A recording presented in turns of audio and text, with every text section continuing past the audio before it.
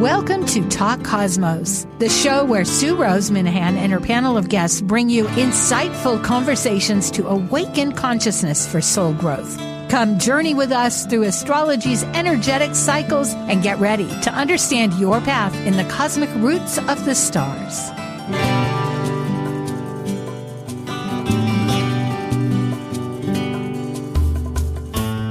Hello, everybody. I'm Sue Minahan and founder host of Talk Cosmos, and this is our weekly panel that we're coming to you on March 3rd, 2024. And our subject with our wonderful panel, Archetypal Symbols, is going to be the new moon here of Pisces. And it's our phrase for it really goes through the entire metaphysical art forms that we're going to align and illustrate this new moon with. And that is interconnected or interconnecting nourishment of our soul, living in full embodiment. Not much more to say. We're going to cover it all. And thank you so much for joining us. We have good announcements too at midway. There's some new growth because, hey, the season is on. We're starting new projects. So thank you.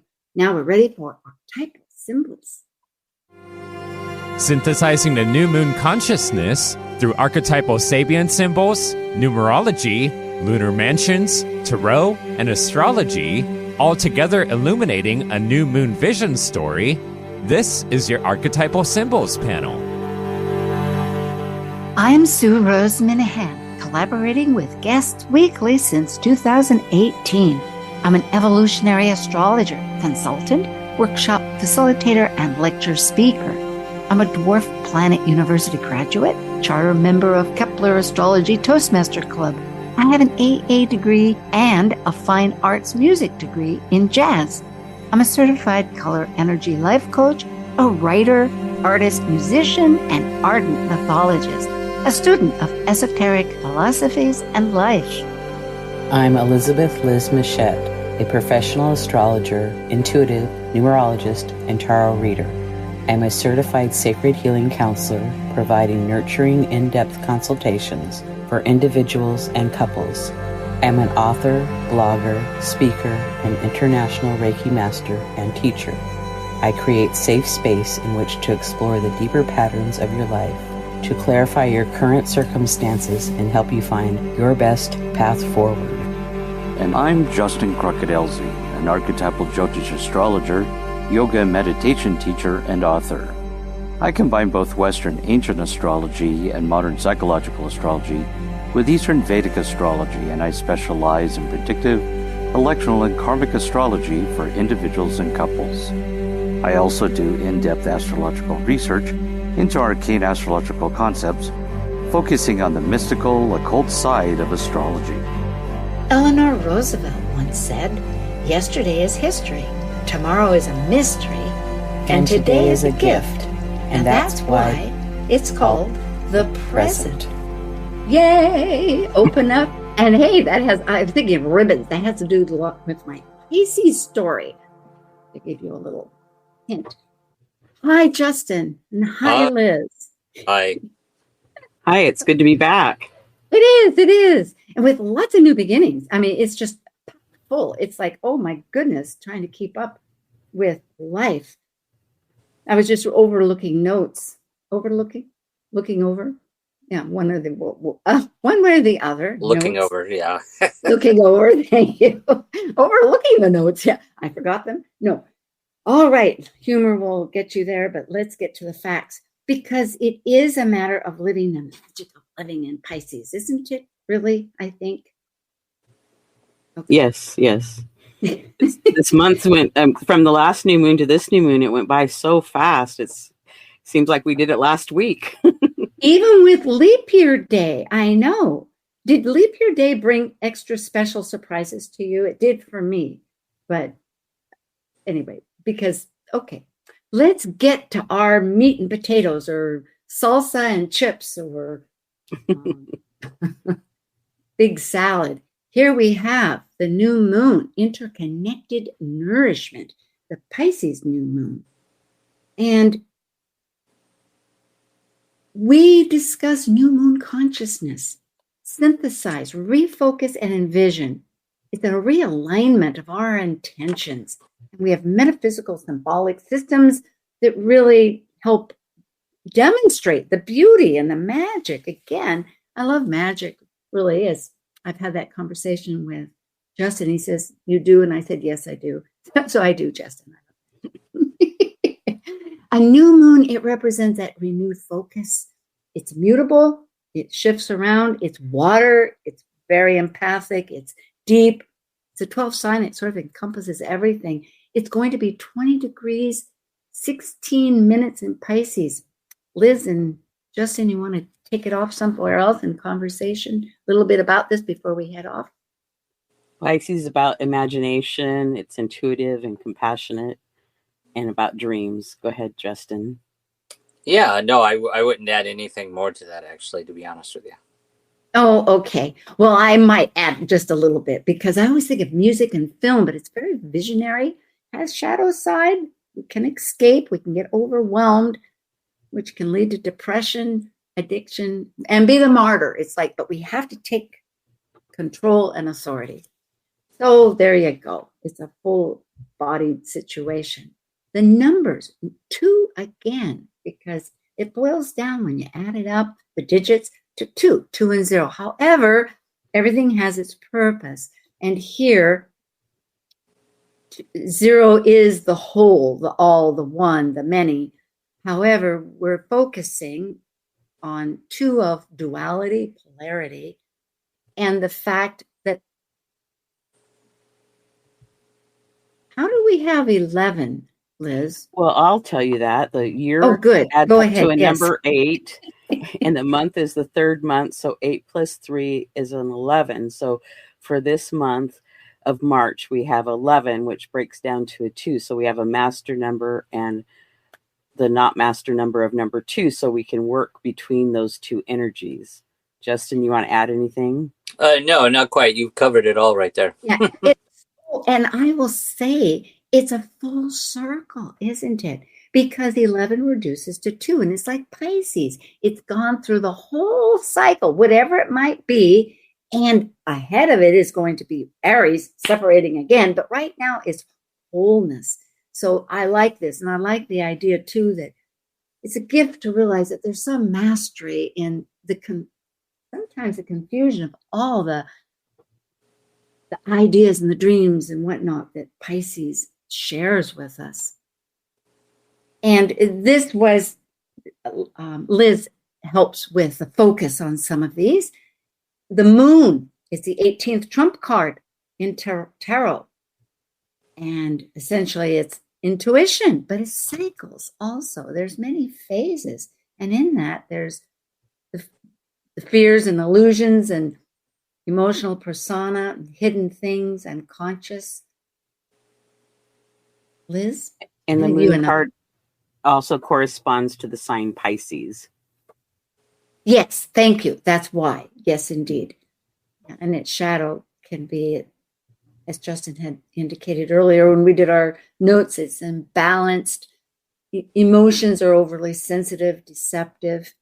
It's tricky working with something so elusive as intuition and all the phases. It's not a clear-cut thing, because if you look at a phase, it morphs into the next thing. So like, where does it begin and end? It's, the way it is. Any comments? No? No, you can go to the next one. Okay. Minor arcana. Liz, why don't you talk a little bit about this? Okay, so there's the 8 of Cups is Saturn in Pisces, and it's a Lord of abundance, abandoned success, realization of emotions. Justin, did you want to do the next one? Yeah, and then, of course, the 9 of Cups is Jupiter in Pisces, which is the Lord of happiness. Something magical is about to happen. I like that.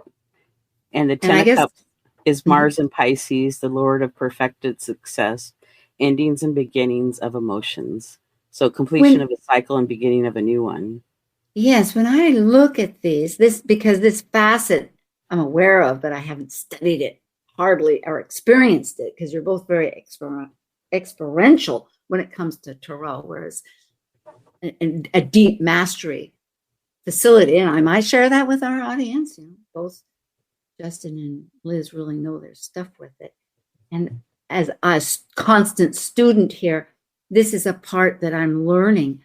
And yet when I consider Pisces, these make sense, but abandoned success, that's very interesting. How would you describe that more? Is there some other focus that either of you can come up with? Well, if I may, so we're talking about Saturn here. Saturn is a teacher, and of course, Jupiter is about growth, and Mars is about moving forward. And we see sort of an archetypal story just in these three right here, where we're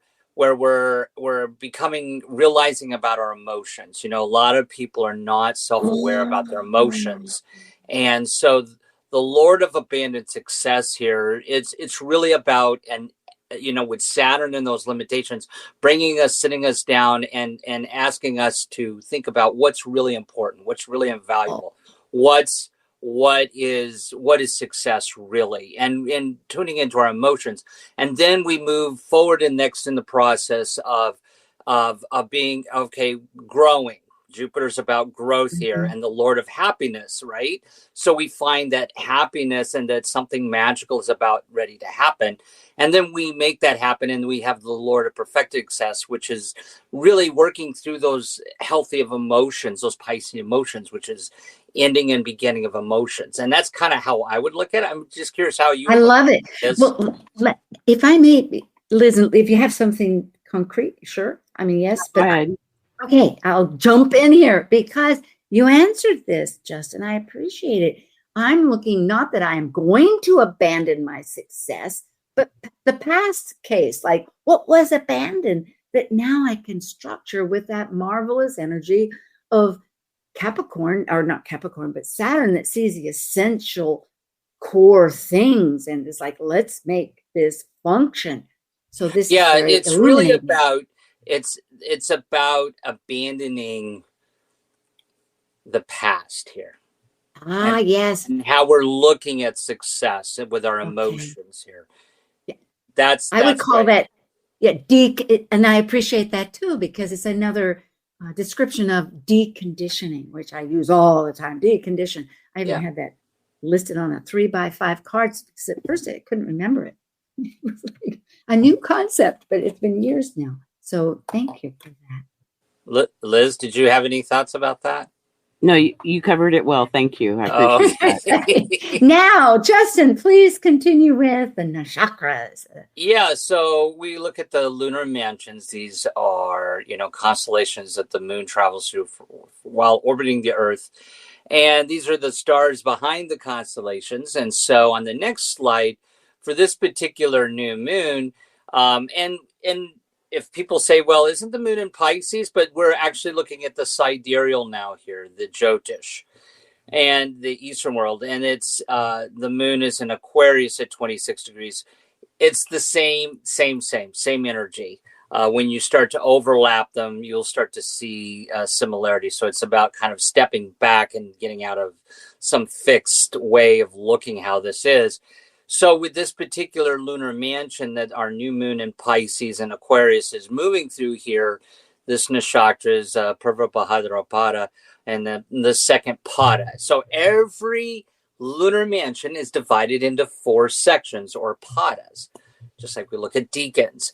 And each one has a theme and has a ruler. In this particular one, this is in the section pot, in the second section pada. And the keyword theme of this moon is attainment of knowledge and teaching and duality. So it was really kind of interesting when we were looking at the numerology, that duality, because one of the symbols, a couple of symbols for this nakshatra is the crossed swords and a two-faced person. So it's a duality thing that's kind of going on here. Ruling planet is Jupiter, so we want to kind of look at where that's at in the chart. And the ruling deity is Aja Kabad, which is an ancient fire serpent, dragon. We're in the new year of the dragon here, so it's kind of interesting about that. Really, as above, so below. The basis above is creatures to be healed, and basis below is healing therapy. So this is a really healing Aquarian, Piscean energy with this new moon. And we'll start to see some of these themes play out when we get into some of the Sabian. I'm learning, Justin, they do. In fact, many times there's certain parts that I use as major constitutional anchors, I could say. For instance, I love the whole idea of basis above and below. That to me is so Kabbalah and it's so Gemini and everything, because I just adore it. But I want to say for folks that sidereal, there are 3 ways to measure astrology. And sidereal means the stars. So the stars move very slowly, 1 degree every 72 years. So that's where it has this constancy of measurement. And so it's really beautiful to see how they do integrate. Thank you, Justin. And Liz, you can always speak up, but I know there's certain things that each one of us knows. So I'm going to just move on. So please do. Okay. Here. Oh, did we go there? Oh, that's right, because we haven't done what happened to the Sabians? I thought they're next. Sabians. Oh, that's right, because it's astrology. Okay. Well, I'm going to bring up a little bit about the mythology of Pisces. And as Justin said, immediately it brings up the 2 of duality, because there's 2 fish. And there's several duality signs, Gemini is being one, Pisces the other. And this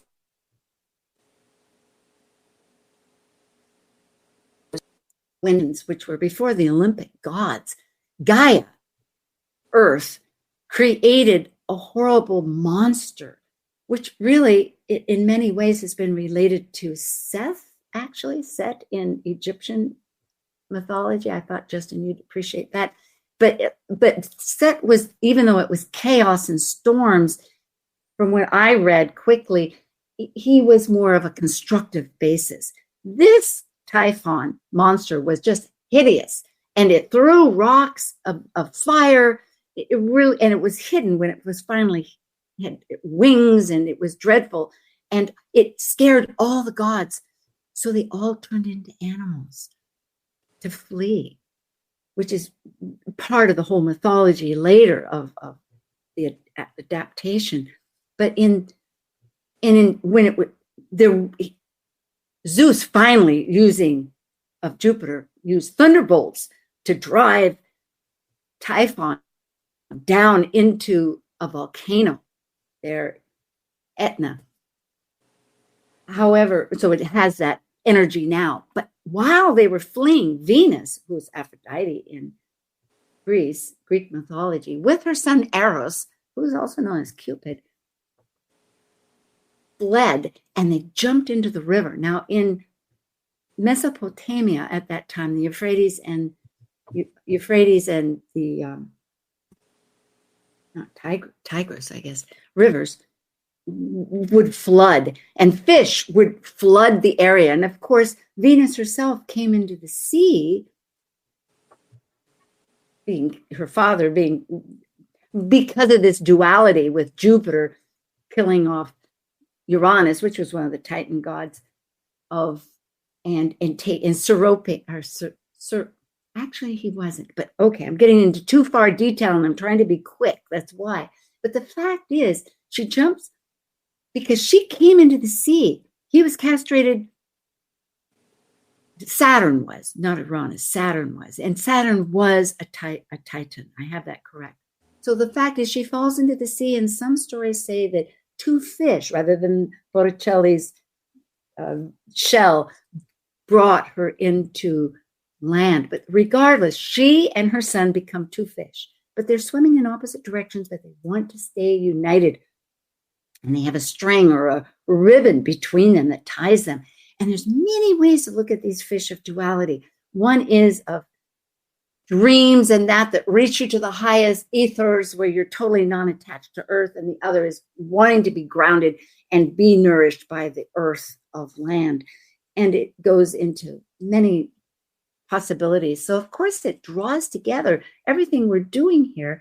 And this wonderful one of the nakshatra, that Justin brought up and what we will be talking about. Now I'm seeing how this is interconnecting too with Sabians, because it is that web of relationships. And actually that's also May I comment on this just for a second? So I'm finished. To get Perfect to the point of where you're going about interconnected relationships and how Pisces rules the 12th house. When we get into the world of spirit and the world of the unconscious, we realize we're all the same being, just having a different, each of us are having a different experience. So there's that interconnectedness. And you pointed out one thing in that story about the ribbon between the two fish, that interconnected of relationship. So I think that gets to the point of what the story is, and that with this new moon, Piscean new moon, it's very unconscious. We're all connecting and understanding how we interconnect with one another, and nourish each other with knowledge or whatever that is. And love what we are attracted to and everything that's represented. Thank you very much. That's true. Sabian symbols, and it's on the screen, but for our podcast people, it was in 1925 by spiritualist medium Elsie Wheeler and astrologer Mark Edmund Jones, and it's for every single astrological degree. It's a metaphor of spirituality, and we do 3 of them. The degree itself, the one prior, and the one. So it's past, present, future. Here is the chart immediately. It is on March 10th, 2024, which is in a week. And in DC, it's going to be at 5 o'clock. It's actually 12 seconds later, but we're saying 5 o'clock for the most part. And we have the times later. But I'm here just to open the idea that both Justin and Liz are going to talk first about the ascendant, which is 26 degrees Capricorn, and then the MC, which is 18 degrees Scorpio. Go ahead, Liz. Okay. Read on. The ascendant talks about like from our knowledge that we know, and then bringing it forward to like our intuition, our psychic abilities, and bringing that to a new level is kind of what I came up as a synopsis. Do you want to add to that, Justin? Sure. I think you're spot on. And, with that, whenever for the people who are just budding astrologers, you always want to look at the ascendant and the midheaven in a chart, because it's really this ascendant is probably the most important part. And it gives you an idea of where the chart's wanting to go towards, which that point of the moon. So we start out with this ascendant, 26 degrees Capricorn. I agree, it's about that knowledge, and it's about tradition. We've got that Saturn as the ruler of the chart here, so that's important. And the Sabian symbols as you speak to knowledge and how everybody's at a different level of consciousness as we move forward in the world, and we look at it more conservatively here. And then the midheaven at 18 degrees Scorpio is about that spiritual. This is a very spiritual chart, and there's this in the Sabian symbols with Scorpio there, and Scorpio is about transformation, right? Death and transformation. And so we also want to point out the importance of Pluto and Mars in the chart, because Pluto being the new ruler of Scorpio and Mars being the ancient ruler of Scorpio. And those Sabian symbols of that speak to a more spiritual way and listening to guides in your inner voice. And that's basically what it says. I agree totally with what you were saying. What I want to add, and I appreciate this preface, is that just for the audience's sake, this is a locational chart. The planets will all stay the same degrees. We choose to illustrate the Washington, D.C. because we are residents of the United States, and a large majority of the population listening is from the United States, but not totally. We have a percentage listening internationally, so we bring those up. But therefore, the reason that this chart is with this ascendant and this MC, medium coli, as it's called, is that it represents us as a population. And of course, we have a certain amount. It's going to be, as I'm reminded, a challenging, dynamic year. We could look at it that way. And so what going on in this nation. And for us, it's very useful. So I want to bring that up. That's one real strong factor. And as for evolutionary, although of course the ascendant and the MC are vital for it, which I totally agree because it's so representational, we also look at the nodes and Pluto as to what the soul's looking at. But I'm only bringing this up because there are different angles for every house. You have a back door, you're going to sneak through the window, can you get through the basement? Maybe you want to go through the chimney. At any rate, that's all I'm saying. And so I'm really glad to get this foundational basis of what you're both talking about for the ascendant of Capricorn, which isn't that everything to do about looking at our successes, isn't it? Like what was useful and what wasn't, so that we can use that spiritual sense. This is useful. And I wanted to make one more comment about the midheaven and, basically the midheaven and the ascendant, but more to the midheaven. It's like awakening us all to our new gifts and talents on a spiritual way. It's like, listen to your intuition, listen to your gut feeling. Oh, well, thank you both, Justin and Liz. That's keynotes to realize there's opportunity. Now, for the sun and the moon itself, we will do the past, the present, the future, and it's 19 degrees, which is prior, 20 and 21 of the future, which is of Pisces. So the past, and I'm not going to read all of this. For those folks that are online, you can always go back or YouTube at Top Cosmos YouTube and find this. But it's a master instructing disciples, and it's a transference of power and knowledge. And it is this whole idea of this cycle being active and not stopping it, because when it does, it collapses to futility and spiritual darkness, which is a wonderful reminder because it's not absolute. Nothing is absolute. As we know, it's a gift to be opened, right? Just like our opening phrase, the ribbon, whether you want to say it, what's tying us together with all our dreams or our fantasies or our spirit and matter, whatever it is. But the fact is that investiture which is a word I don't actually know, to be truthful, but I think what it means is that there's this continuation, manifestation of self going on to the spiritual understanding. Liz, do you want to do the next one?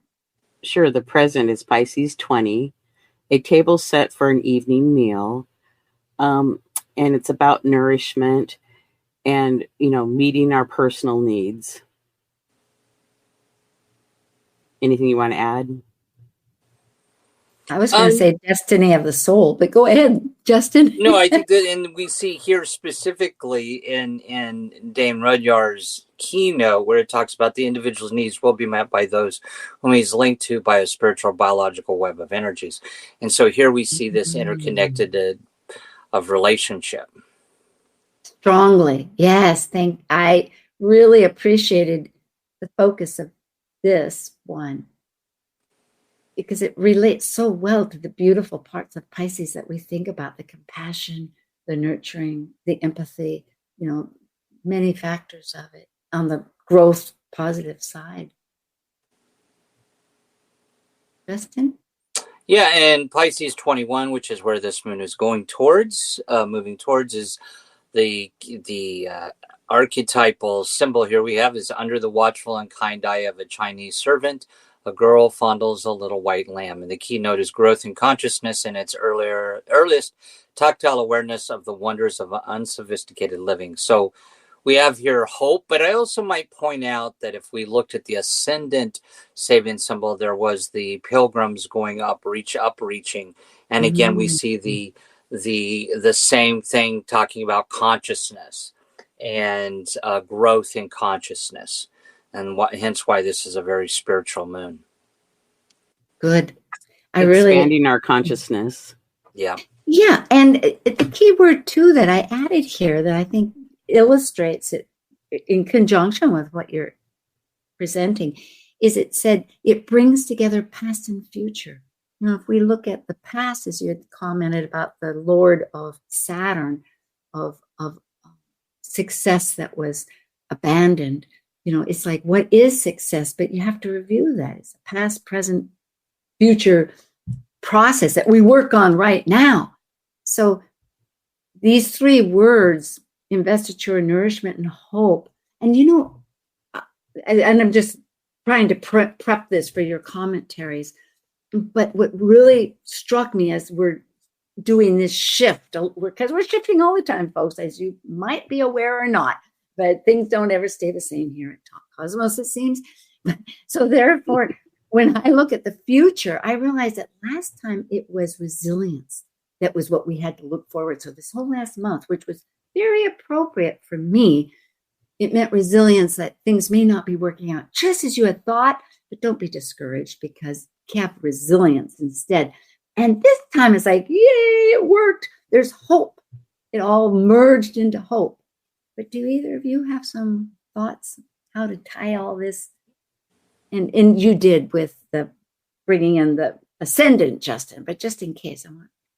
Yeah, go ahead, Liz. Well, it's like passing of knowledge and accepting the knowledge. It's like we need to nurture ourselves because we're going through a great amount of change right now, and there is hope. Well said. I think that's a nice, yes, thank you.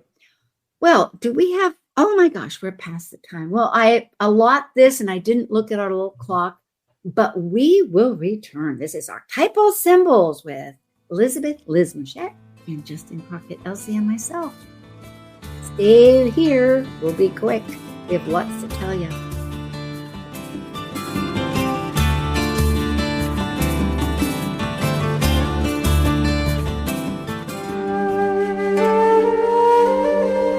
While we take a break from this week's edition of Talk Cosmos, let's take a look at this cycle's archetype. We are currently in the yin period of Pisces, ruled modernly by Neptune and by Jupiter in traditional astrology of the ancients. By leaving a cycle based on the equality of all humans and brilliancy, Pisces concludes the 12 signs that energetically encompass the entirety of the universe, where humans have no control. As a mutable water sign represented by two fish swimming in opposite directions of the forces of life, we experience in Pisces the collective unconscious energy of the unknown. Intuitive, psychic Pisces completes the seed cycle, initiated with Aries' willful separation from the Piscean womb. This is Martha Norwalk. Every Sunday morning, beginning at 9 a.m., thanks in part to Natasha Venter at angelicclarifications.com, we cover the world of animals. This week, March 10th, it's BEST, Bioenergetic Synchronization Technique, Neuroenergetic Balancing, Rasmussen Reset, and Energy Code Sunday. Dr. Nels Rasmussen and Linda Rasmussen join us, and together they can help you and your animal friends with emotional, behavioral, or physical issues. Join us for your free remote treatments. Martha Norwalk's Animal World, Sunday morning, 9 a.m. to noon, right here on Alternative Talk, AM 1150. Talk Cosmos brings insightful conversations to awaken consciousness for the soul growth with hour-long programs every Sunday at 1 p.m. Pacific on KKNW. Talk Cosmos weekly programs are also available to watch live on the Talk Cosmos YouTube channel and Facebook page. While you're there, make sure you click the like and subscribe buttons so you get the full Talk Cosmos experience. Or if you'd rather listen to the show archives with audio only, the entire podcast collection since 2018 is available on most podcast carriers. And to find out about upcoming programs, sign up for the newsletter at talkcosmos.com. So grab your coffee, tea, or kombucha and enjoy the show. Easy on the ears, good for the soul. Alternative Talk 1150. Hi, welcome back, and we'll jump right to it. We have an event coming up that you will get to see both Justin Crockett, Elsie, Elizabeth Liz Machette, and myself, Sue Minahan. And it is on the equinox, the spring equinox, which happens to also always regularly celebrate World International Astrology Day. Now, in the past years, Talk Cosmos has worked with East-West Books for various programs. And East-West Books, like everybody, is changing. They have a store in Edmonds. just opened, like they used to have in Seattle. For you folks over there in other parts of the world, when you visit Seattle, trot up to Edmonds. It's really a delightful spot. And the point being that regularly they have a sundry of all kinds of talks. I've learned so much when I lived in Seattle. I'm in Hawaii now, so I go Zoom, and this will be on Zoom. It's going to be very exciting. It's going to be Pacific daylight, because next week turns into daylight time, 2:30 to 4:30. So wherever you are, and you will get a recording, you can see it. The theme is going to be, as it says here, healing approaches to astrology in 2024, because it's about sacred space, sacred timing, and sacred relationships. A lot what we're talking about. It's going to be quite wonderful with at least 12, 14 astrologers and little clips. Very exciting. It'll be very wonderful. And there will be a registration. So just use this here, eastwestseattle.org. Thank you. And check it out. It's going to very soon be online. And I'm going to go through the others, but you too can comment too. Because I know Justin, he's the organizer for this along with Denny, and invited me with some of our people. So I'm very excited. I have a Talk Cosmos blog that I'm starting. So I'm happy to announce it. And you subscribe to Talk Cosmos and you'll find it out. So here's a couple of them, and it talks about things that I want to talk about. Not so factual, but some concepts I'm finally voicing, because all of us, remember, we're leading forward. On the 19th is going to be that Chiron to North Node. No holding back. No, the back is gone. We're forward, baby. So now we have Liz has taken the reins. She's holding it close. She's like the chariot going across the sky too. Both Justin and Liz are. They're dragging me. No, we're flying. We're flying. She has her own YouTube channel. She and I, once a month, called Astrology Star Sisters, talk over tea. She even has a cup with tea on it. Lots of fun. And we have one already in the makings and another one soon to be produced. Now, Justin Crockett-Elsie and Elizabeth Mouchette have a couple. They do a full moon forecast. Now, we're new moon. They're full moon, just like we did in Moonbeam Team. So you get a lot of information and a monthly forecast. So you can find that on YouTube, Liz Mouchette. Some people know her by both. And that is what is about. So if both of you have some comments, please tell me. Just looking forward to seeing everybody on there, and like our channels and comment and subscribe. Thank you. Yeah. Yep. And Justin, did you have something to say maybe about this one, about East-West? Yeah, I think it's going to be a great event. We do it once a year on the spring equinox. And so, you it's online, and we're going to have astrologers from all over, not just in the Pacific Northwest. And you'll get to ask them questions. And there's a spring equinox ritual. And so it's really a great time. And it's really a great event to celebrate the spring equinox and World Astrology Day.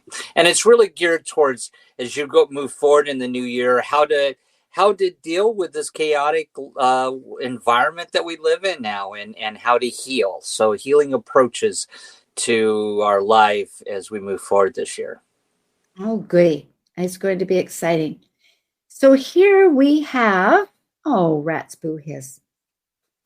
Well, when you look at this slide online, all those little highlighted things, I didn't think I highlighted them because I know that it doesn't work so well with StreamYard. Sometimes French doesn't go into Spanish. What do you know? I don't speak a lot of French, except c'est la vie. Okay, I think that's French. Yeah, such is life. No, c'est la vie is actually Spanish. Thank you. So that's why I didn't translate. But this does have the times and is around the world. And it also shows that locationally, because of the ascendant that Justin was talking about, it's going to have a different dispositor, a different ruler. I will share, though, just offhand that you know what? I can share that later because of this. We'll just jump into the observations for this 20 degrees, 16-minute Pisces new moon. All the planets, that is the major planets, the 9, including the luminaries, are moving in direct motion until the 1st of April. We could make April Fool's jokes, couldn't we? But anyway, Mercury will have tons of them probably because we'll be in the Chat. That's when at 27 degrees, Aries will go retrograde. But we have plenty of time all this month coming up to work on our go-ahead plans. It's a tight bundle. There's 7 different shapes. Mark Edmund Jones, who also worked with Elsie Wheeler, came up with that we use as kind of a way to categorize charts. And a bundle means very tight. It's like within a quadrant. And interestingly, that's what I noticed as I was going through that last slide that you couldn't see, is that the quadrants kept changing around the world. And with that said, the sun, moon in particular, because there's a stellium, that means a group more than 3. And here we have about 5, all in Pisces. So it's very strong energy. Talk about, and a bundle is tight and extreme focus anyway. Now, extreme focus is an oxymoron when it comes to Pisces, because last night Liz was helping me edit and I was having a conundrum of choices. And I realized, well, it's because I'm in Pisces. Thank you. It's not really clear. And that's a good reason, because our focus again is that, and I know I'm expounding on ideas here, but it's true. I love to bring in the fact that if we have choices that we're bringing in, like the locational chart that Justin was talking about is spiritual with Scorpio, because the water signs are all very empathic and emotionally connected and spiritual. So bringing this back together, however I may have left off details, is that for the West Coast and Hawaii, it's very subjective along this whole United States process. It's all under the horizon. It's subjective. The difference is for the nation on the East Coast, it's going to be more value, second house oriented. And for us over here on the West Coast in Hawaii, it's more fourth house foundational. But in Europe, where time begins as far as Greenwich and London, universal time, it's fourth quadrant, which is very objective. And it's actually in the 11th house of community. So if we're going to work together on a world basis, which eventually we have to do, we trust, it's good to kind of get an idea, at least on a step-by-step process where our focus is. I'm thinking foundational, like, what does this mean for me back over there on the East Coast that's doing all their stuff?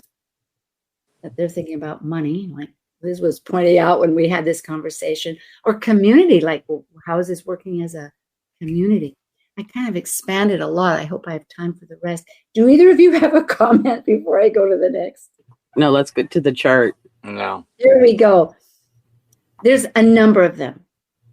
This immediately just simply speaking, because the outer planets don't have a lot of aspects. The asteroids are coming in. The sun and moon in itself is conjunct Hygeia, the goddess of health.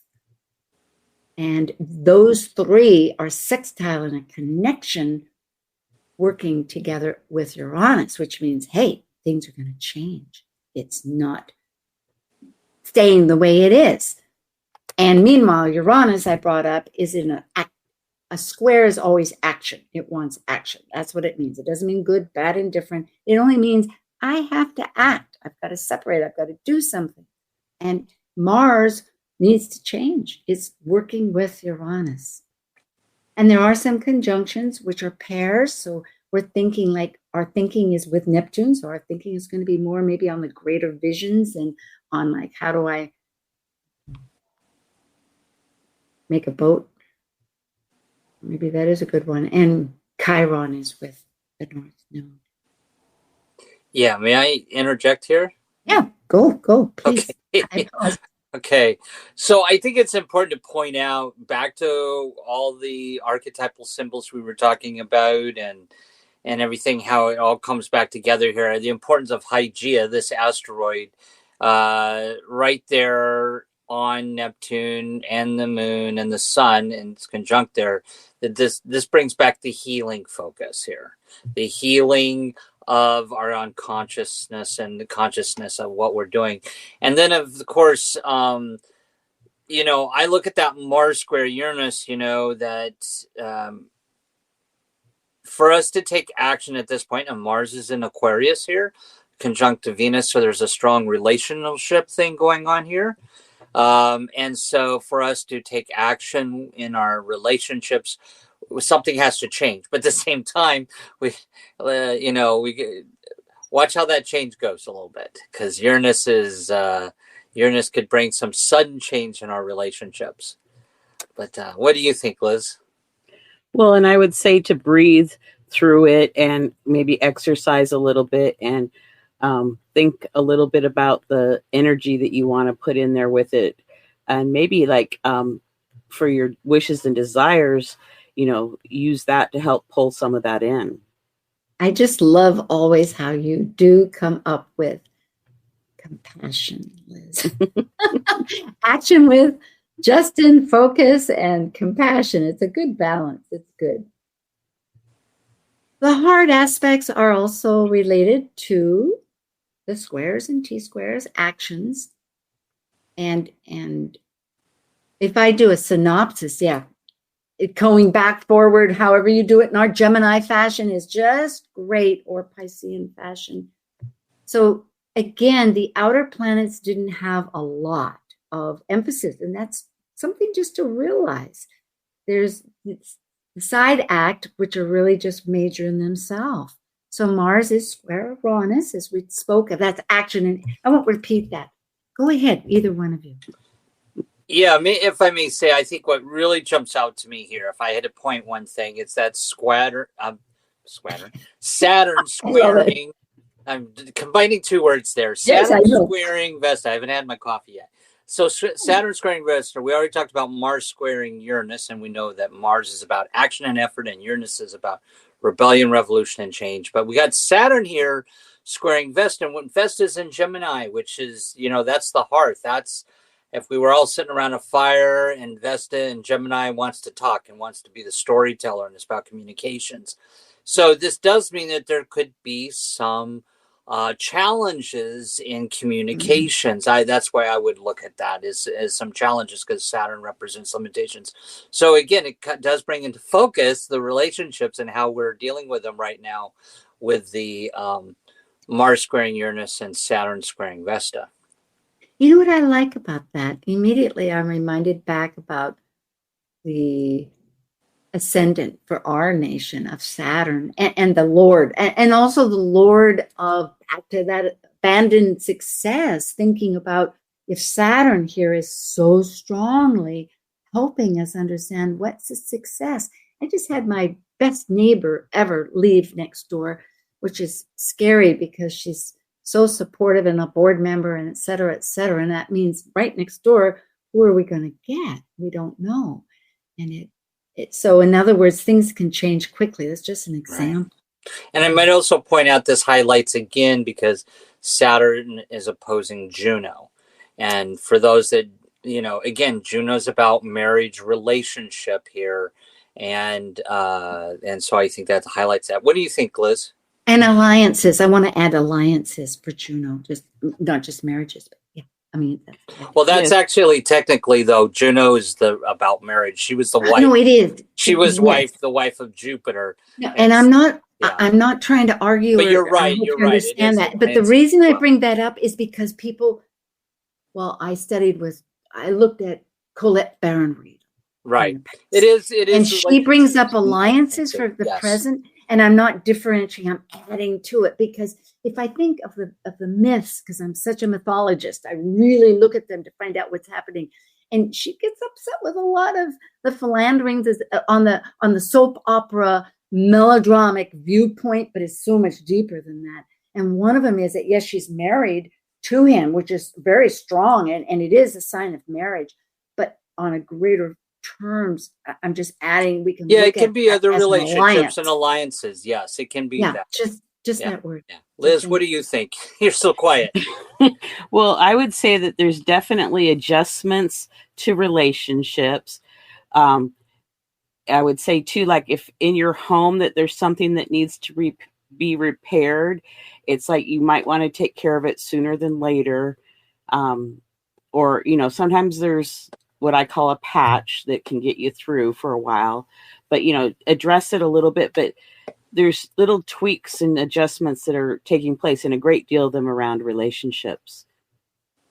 Yeah. Okay.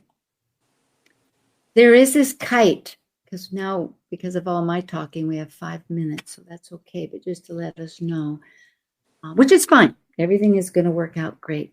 But there's this kite, and it makes up from a grand trine, which means that it's a circular, harmonious. The idea is it's harmonious. It's in earth. It's grounded.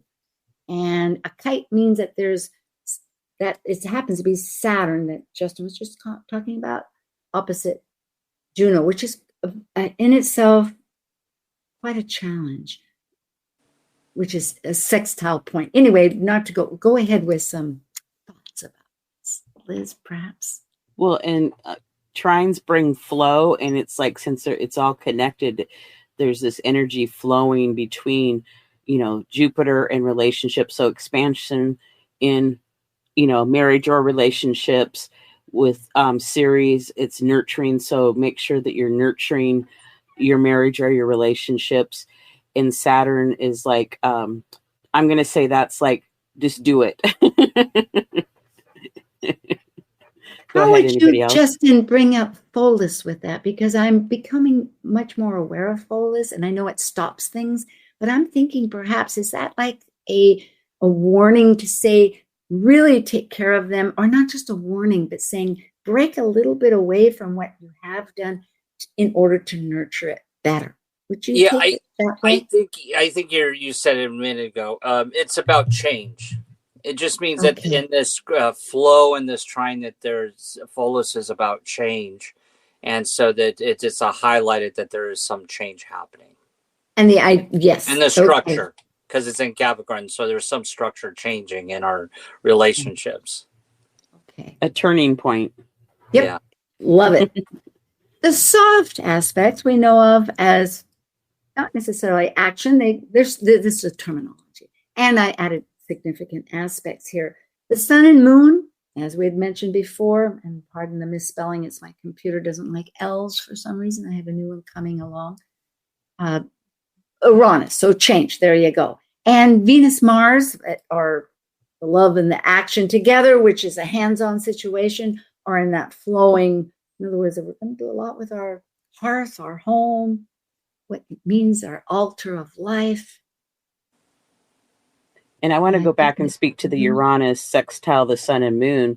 That's kind of where I got to use your affirmations or your wishes and desires for this month, and, channel them a little bit for the changes that you want to make. Good. Like restructure. Yes, right. Redefine. This is a one all in all, just if we have last thoughts, and we have for people too, you can look at the highlights, but I don't think we need them now. Whoops. I want to go back to that one. You have some. Justin, we did that particularly for, okay, nobody has any comments? Yeah, no. I think it's important if you look at the midheaven here, and that how it's there's some positive aspects between the midheaven and Juno and Uranus and Saturn. And back to the midheaven there. There's some sextiles and a trine there that's important. It really, you bringing that up reminds me of this contraction expansion. It's really how serpents move on the ground. It's how our bowels do. I know Rick Levine brings this up quite a bit, but is that contraction expansion is vital for growth. Right. And I like to see it when we see all the aspects, and I'll tell you why, because then you can kind of step back and you start to see patterns with all the aspects together, and you start to see a connectional pattern here. And we see that square there but with an easy flow of energy with sextiles and yeah. So it's like mystical rectangle. Mystical yeah, rectangle. these And it has gifts. Excuse me. Yes, but this energy that we've all been talking about and doing ourselves is like a matter of flowing, taking little steps to manifest. I hope people do come and find us on the 19th. That's Spring Day. That's a Tuesday, by the way. And oops, that's right. Here we are. Join us. And of course, we have our YouTube channel and with Star Sisters and the forecast that Liz is doing, there's more ways to connect and find out a deeper sense of this. Or my blog. Hey, we got to all keep marching along and sharing with you this wonderful life as we keep growing and going, right? And we'll see you next month for the new moon eclipse in Aries. Yep. Yep. Thank you. Thank you. Thank you for joining an insightful conversation on Talk Cosmos, the show where Sue Minahan and her panel of guests awaken consciousness by connecting soul growth patterns with astrology's energetic cycles. Be sure to tune in next Sunday, 1 p.m. Pacific Time, to continue your journey through the roots of the cosmic pathway.